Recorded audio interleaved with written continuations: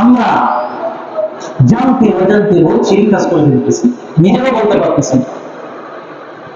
আপনি কবর জিয়ারত করেন, সমস্যা নাই, কবর জিয়ারত করবো না আলেম নিষেধ করেন, কিন্তু আপনি জিয়ারত করতে গিয়া এই কাম কেন করবেন?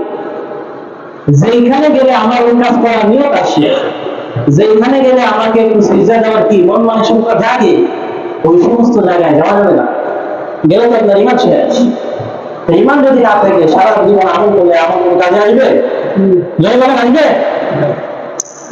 নিজের ওই সমস্ত জায়গায় যাবেন না যেখানে এই সমস্ত কর্মকাণ্ড দেওয়া হয়। নিজেকে আপনি হেফাজতে রাখতে পারবেন না। কবর জিয়ারত সমস্যা নেই, দূর থেকেও করা যায়, দূর থেকে ইসলাম সব করা যায় না?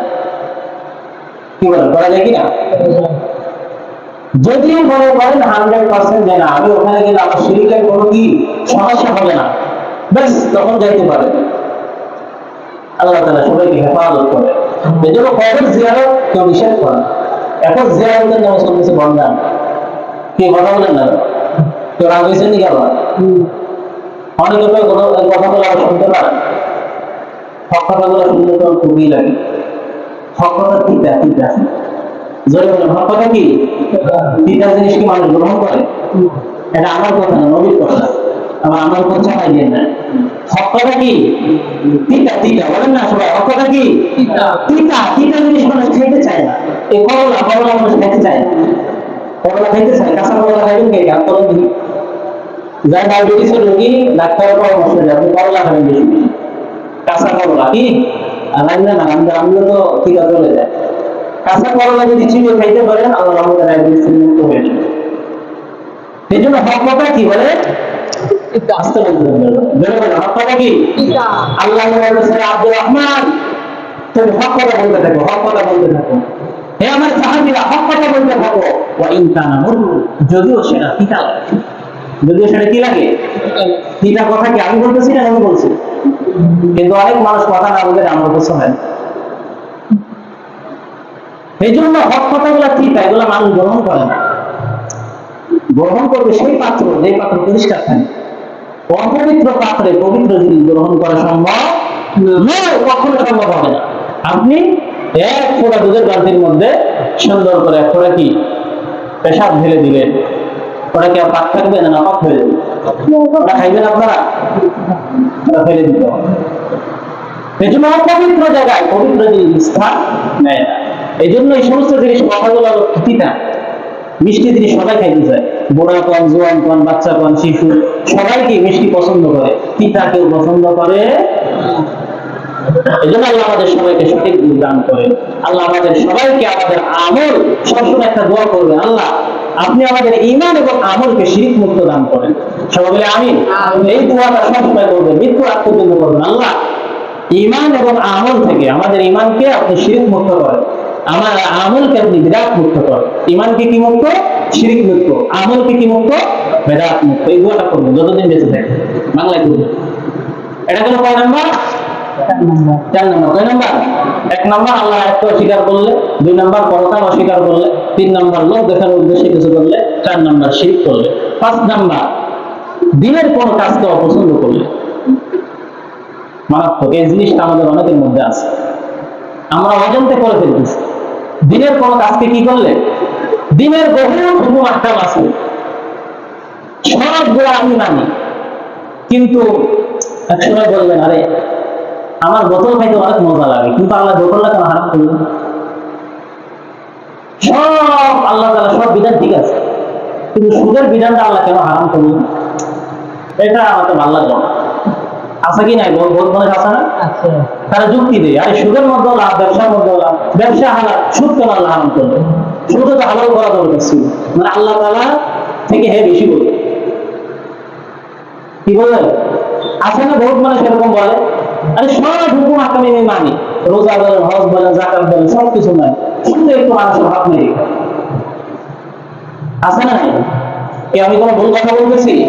বহুত মানুষ এরকম আছে না, যারা দিনের কাজকে অপছন্দ করে, দিনের কিছু বিষয়কে, সব বিষয় মানে একটা বিষয় অপছন্দ করে, সব আমল বরবাদ। আমল কি হয়ে যাবে?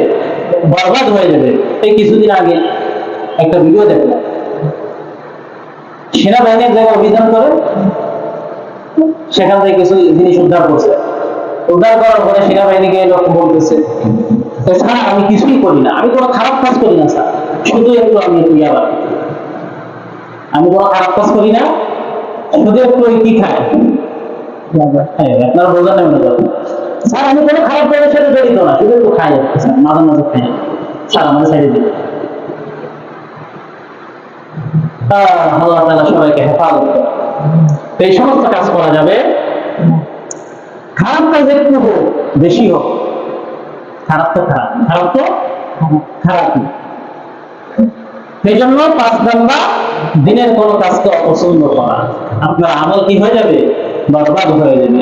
আল্লাহ পাক রব্বুল আলামিন সূরা মুহাম্মদ এর 9 নম্বর আয়াতের মধ্যে বলতেছে, যালিকা বিআন্নাহুম কারিহু মা আনজালাল্লাহু ফাআহবাতা আমালাহুম, যেই সমস্ত মানুষরা আমি আল্লাহর নাযিলকৃত বিধানকে অপছন্দ করবে, আমি আল্লাহ তাদের পিছনের সমস্ত আমলগুলো বরবাদ করে দিব। নাউযুবিল্লাহ। যারা আমি আল্লাহর নাযিলকৃত বিধানগুলোকে অপছন্দ করবে, কি করবে, পছন্দ করলাম অপছন্দ করলাম, আমি আল্লাহ সমস্ত আমল বরবাদ করে দিব। আল্লাহ সবাইকে হেফাজত করেন, বলে আমিন। 6 নাম্বার, আল্লাহ যেটাকে পছন্দ করে সেটাকে যদি অপছন্দ করেন, আপনার আমল বরবাদ। এত কষ্ট করে আমল করতেছি, আল্লাহ যে একটা জিনিসকে পছন্দ করে সেটাকে আপনি কি করলেন, অপছন্দ করলেন, তো আপনার আমল কি হয়ে যাবে, বরবাদ হবে। এটাই সূরা মুহাম্মাদের আয়াত, আয়াত নম্বর 28, সূরা মুহাম্মাদের কয় নম্বর আয়াত, 28 নম্বর আয়াত। আল্লাহ পাক রব্বুল আলামিন বলতেছেন, যালিকা বিআন্নাহুম ইত্তাবাউ মা আসখাতাল্লাহ ওয়া কারিহু রিদওয়ানাহু ওয়া আহবাতা আমালাহুম।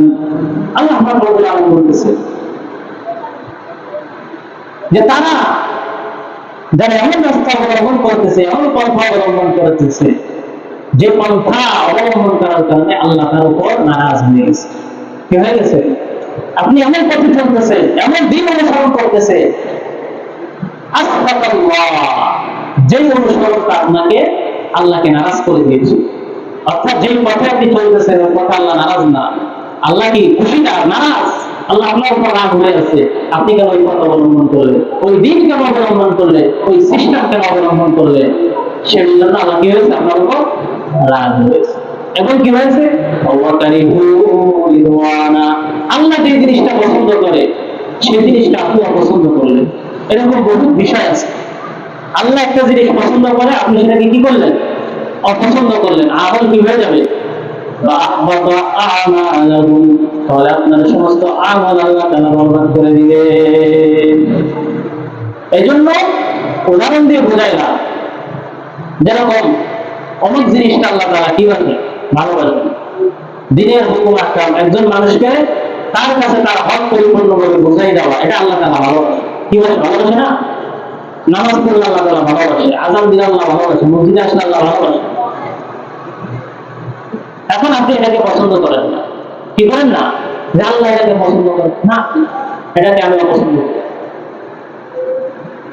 তাহলে আপনার সমস্ত আমল কি হয়ে যাবে, বরবাদ হয়ে যাবে। এটা হলো কয় নাম্বার, জোরে বলেন না, কয় নাম্বার, 6 নাম্বার। কয় নাম্বার, 7 নাম্বার, দিনের কোন কাজে বাধা দিলে, দিনের কোন কাজে বাধা দিলে তাহলে আপনার আমল কি হয়ে যাবে, বরবাদ হয়ে যাবে। একটা মানুষ ভালো কাজ করতেছে, আপনি তাকে ভালো কাজ করতে দিলেন না।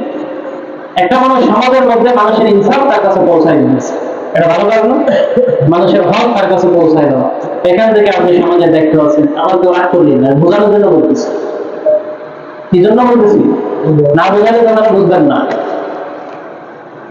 তো সমাজে একটা মানুষ তার হক, মানুষের কাছে তার হককে পরিপূর্ণভাবে বুঝিয়ে দিতেছে, সেখান থেকে আপনি সমাজে দেখতে আছেন, থাকার পরে আপনি সেখান থেকে কিছু টাকা নিয়ে দিলেন, এটা কি হইলে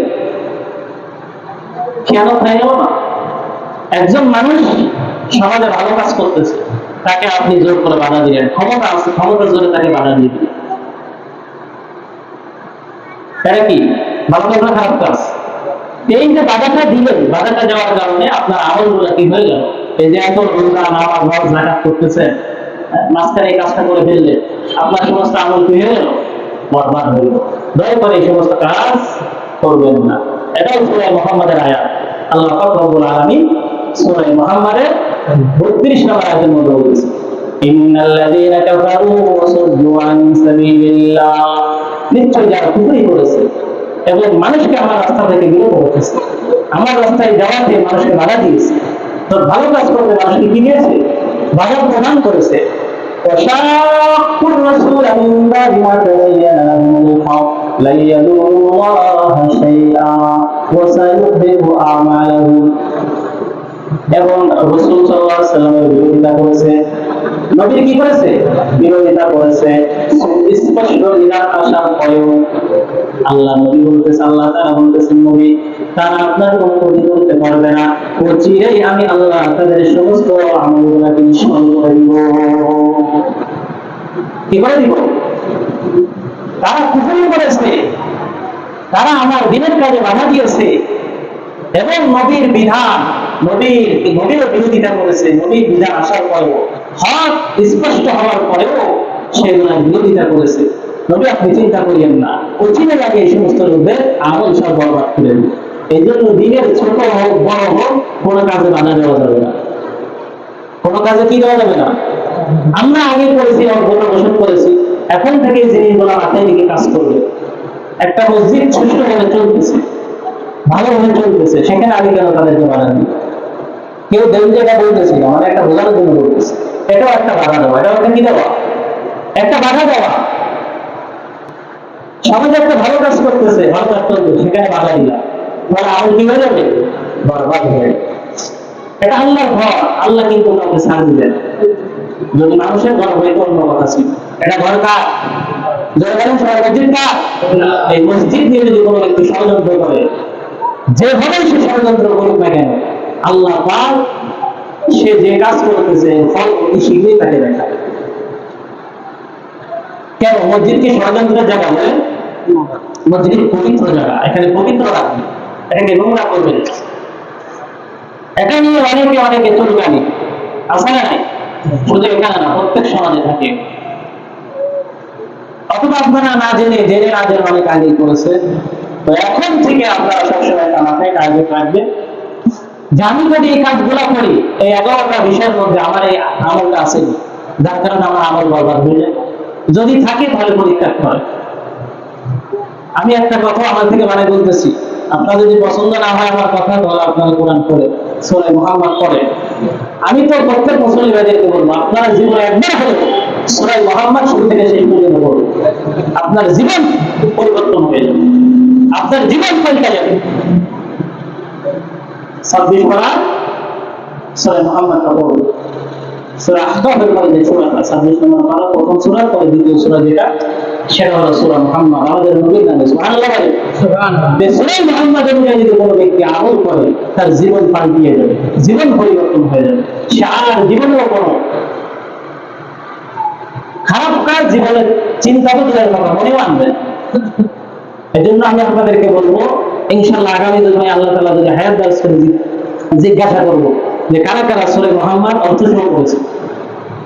এটাকে আমার একটা অনুরোধ আপনাদের কাছে, অবশ্যই আপনারা সূরা মুহাম্মদটা অর্থসহ করবেন। বেশি না, 5 পৃষ্ঠা, বেশি না, 5 পৃষ্ঠা বিশিষ্ট একটা সূরা 1 সপ্তাহের মধ্যে পড়া যাবে না? কি বলে, নবীর মুহাব্বত যদি গঠন করতে না পারি, নবীর আমার নবীর নামে একটা সূরা, এই সূরাটা যদি আমি শুরু থেকে শেষ পর্যন্ত দেখতে না পারি, আমার মতো কপাল পোড়া এই উম্মত আল্লাহর জমিনে আছে বলে। আমি জীবনে কোরআন পড়তে না পারলে এতটুকু নবীর সামনে হাসরের ময়দানে বলতে পারি, ইয়া নবী, আপনার নামে যে সূরাটা আল্লাহ নাজিল করেছিল, সূরাটা আমি শুরু থেকে শেষ পর্যন্ত পড়েছি, এবং এই সূরা অনুবাদ সহ করার কারণে আমি নিজেকে পরিবর্তন করতে পারছি। এই জন্য সবাই ইনশাআল্লাহ একটু মোতালা করবেন তো, সবাই একটু পড়বেন তো সূরা মুহাম্মদ, যাদের ভাষায় অনুবাদ আছে। এখন মোবাইলও আছে অনুবাদ, মোবাইলে কোরআন অনুবাদ সহ পাওয়া যায়, আপনারা সেখান থেকেও মোতালা করে নেবেন, সেখান থেকে দেখে নেবেন। আমরা দেখবো তো ইনশাআল্লাহ। কে কে দেখবো? হাত তোলেন দেখি। নবীর মহব্বতে, আমার মহব্বতে, নবীর মহব্বতে আল্লাহ তাআলা সবাইকে কবুল করুন, সবাই আমিন। এর জন্য দিনের কোনো কাজে বাধা দিব না। এটা গেল 7 নাম্বার। 8 নাম্বার, আল্লাহর প্রতি অমূলক কথা বলা। আল্লাহর প্রতি কি বলা? অমূলক কথা বলা। অজান্তে মানুষ অনেক কিছু বলে ফেলে। যেরকম মানুষ বলে থাকে যে আল্লাহ তাআলা আব্দুর রহমানকে কখনো মাফ করবে না, নাউজুবিল্লাহ বলে। আল্লাহ তাআলা আব্দুল খালেককে কখনো কি করবে না? মাফ করবে না। অথবা সমাজে এরকম অনেক খারাপ লোক আছে, আছে না? যারা আমরা যাদেরকে টার্গেট করে বলি যে আল্লাহ তাআলা ওরা কোনোদিন মাফ করবে না, ও যে কাজ করতেছে কোনোদিন, এই কথা বলা যাবে না।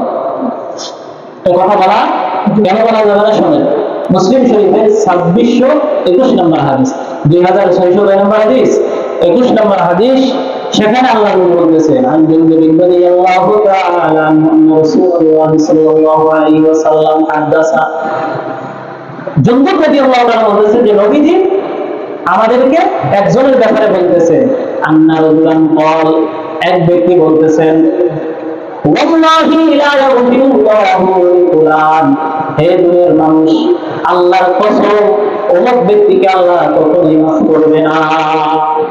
এরকম একজন ব্যক্তি আরেকজন ব্যক্তি নামে বলতেছে, নবী এই হাদিসটা বর্ণনা করতেছে যে এক ব্যক্তি বলতেছে যে অমুক ব্যক্তিকে আল্লাহ কখনোই কি করবে না।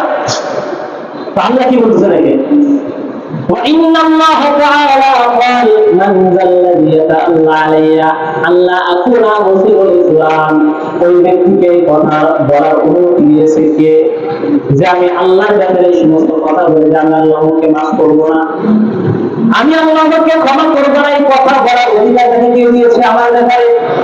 তাড়াতাড়ি কথা বলার দরকার ছিল না। যদি এরকম কোনো কথা বলে থাকেন আল্লাহ নবী বলতেছেন ইন্নী ক্বাদ গফারতু লিফুলান, যে ব্যক্তির নামে সেই কথা বলেছে আমি আল্লাহ ওই ব্যক্তির পিছনের সমস্ত গুনাহ খাতা মাফ করে দিলাম। আর যে কথা বলেছে ওয়া আহবাতু আমালা, তার সমস্ত আমল বরবাদ করে দিলাম। কি করে দিলাম? যে বলেছে তার আমল শেষ, আর জান্নাতে বলছে আল্লাহ তার মাফ করে দিয়েছে। সেই জন্য কখনো এই সমস্ত অমূলক কথা, অমূলক ধারণা আল্লাহর সাথে রাখা যাবে না। এই কথা বলতে পারেন যারা এই কাজ করবে তাদেরকে আল্লাহ মাফ করবে না। অনেকে একটা খারাপ কাজ করে না, তবে নাম টার্গেট করে নাম ধরে বলা যাবে না, নাম ধরে বলা যাবে না, নাম ধরে কি বলা যাবে না। যদি বলেন তাহলে আপনার আমল শেষ, আমল থাকবে না। এটা গেল কয় নাম্বার? 8 নাম্বার। 9 নাম্বার, আল্লাহ এবং আল্লাহ রাসূলকে যেগুলো সম্মান করে তাহলে আপনার আমল কি হয়ে যাবে? বরবাদ হয়ে যাবে। আল্লাহ আল্লাহ রাসূলের নামে অনেকে কটূক্তি করে, কথা বলে না, করে কিনা? আল্লাহ নবীকে অনেক ব্যঙ্গ করে, অনেক সিনেমা বানাইছে না, আল্লাহ নবীর ফটো তৈরি করে, তারপর আল্লাহকে গালি দেয়, আল্লাহ নবী বহুত কিছু করে কিনা? কি আপনারা দেখেন নাই? সাহাবাদের মধ্যে নবীকে নিয়ে আল্লাহকে নিয়ে অনেক গালিগালাজ করছে না? এই সমস্ত নাস্তিক মোল্লা দুনিয়ায় বেঁচে থাকার কোনো অধিকার নাই। এদের পক্ষ যারা নেবে তারাও শেষ, তারাও কি শেষ হয়ে যাবে। এই জন্য আল্লাহ রাসূলকে অসম্মান করা যাবে না। আল্লাহ রাব্বুল আলামিন সূরা হুজুরাতের 2 নম্বর আয়াতে বলতেছেন, ইয়া আইয়ুহাল্লাযীনা আমানু লা তারফাউ আসওয়াতাকুম ফাওকা সাওতিন নবী, হে ঈমানদারগণ, তোমরা নবীর আওয়াজের উপর তোমাদের আওয়াজ উঁচু করবে না। ولا تجهروا له بالقول كجهر بعضكم لبعض أن تحبط أعمالكم وأنتم لا تشعرون, এবং তোমরা একজন আরেকজনের সাথে যেভাবে কথা বলো উচ্চ স্বরে, নবীদের সামনে তোমরা সেভাবে কথা বলবে না। যদি বলো কি হবে? আন তাহবাতা আমালুকুম, তাহলে তোমাদের সমস্ত আমল বরবাদ হয়ে যাবে। ওয়া আনতুম লা তাশউরুন, তোমরা নিজেরা উপলব্ধি করতে পারবে না তোমাদের আমল গুলো যে আল্লাহ বরবাদ করে দিয়েছে, তোমরা নিজেরা বলতে পারবে না। এখন আল্লাহ রাসূলকে অসম্মান করা মানে এই যুগে যারা আল্লাহ রাসূলকে কটূক্তি করবে, আল্লাহ রাসূলকে গালিগালাজ করবে, সে যেই হোক না কেন, যেই ধর্মের হোক না কেন, সে আমার শত্রু, আপনার শত্রু, ইসলামের চরম দুশমন, তার দুনিয়ায় বেঁচে থাকার কোনো দরকার নাই। দুনিয়ার কাজ শেষ নেওয়া আর কোনো প্রয়োজন নাই, সে অন্য কথা বলবে। এই জন্য এই সমস্ত কর্মকাণ্ড যারা করবে তাদের সাথে আমাদের কোনো সম্পর্ক নাই। এটা গেল 9 নাম্বার। 9 নাম্বার 10 রয়ে গেল, সময় হয়ে গেছে। আল্লাহ তাআলা যদি আমাদের তৌফিক দান করেন, সামনের দিনে ইনশাআল্লাহ রাখুনগুলা আমরা সবাই ইনশাআল্লাহ শ্রবণ করব। তাহলে কয়টি বিষয় আলোচনা করবো বলছিলাম? 11টি। তার মধ্যে 9টি বিষয় বলেছে। 1 নাম্বার যারা আল্লাহর আয়াতকে অস্বীকার করবে, 2 নাম্বার যারা পরকালকে অস্বীকার করবে, 3 নাম্বার যারা লৌকিকতা, লোক দেখানোর উদ্দেশ্যে আমল করবে, 4 নাম্বার যারা শিরক করবে, 5 নাম্বার দিনের কাজ, দিনের কথা, দিনের কাজগুলোকে যারা অপছন্দ করবে, 6 নাম্বার যারা আল্লাহ যেটাকে পছন্দ করে সেটাকে অপছন্দ করবে, 7 নাম্বার দিনের কাজে বাধা প্রদান করলে, 8 নাম্বার আল্লাহর প্রতি অমূলক ধারণা করলে, 9 নাম্বার কি যারা আল্লাহ রাসূলকে অসম্মান করবে। তাহলে আমাদের এই আমলগুলো যদি থাকে তাহলে আমাদের সমস্ত আমল কি হয়ে যাবে? বরবাদ হয়ে যাবে। আল্লাহ পাক রব্বুল আলামিন আমাদের সবাইকে সহিহ মোতাবেক কোরআন হাদিস অনুযায়ী জীবন যাপন করার তৌফিক দান করেন। আমিন। ওয়া আখিরু দাওয়ানা আলহামদুলিল্লাহি রাব্বিল আলামিন। আসসালামু আলাইকুম।